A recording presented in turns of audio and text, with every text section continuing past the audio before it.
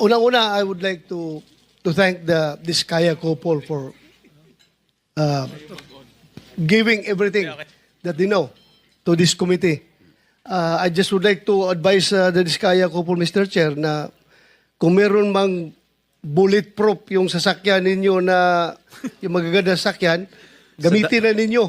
Sa dami na pagbaba sasakyan ninyo niya, ngayon dito, gamitin ninyo. Because I'm very much concerned sa iyong security dahil sa bibigat ng mga pinagsasabi nyo dito, hindi niyo alam, kahit na yung congressman na binanggit niyo, walang interes sa buhay nyo.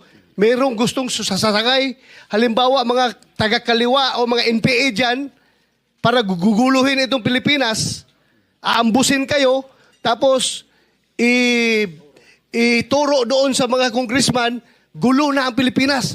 Baka magiging Indonesia tayo nito. Kaya mag-ingat kayo. I advise you to take all the necessary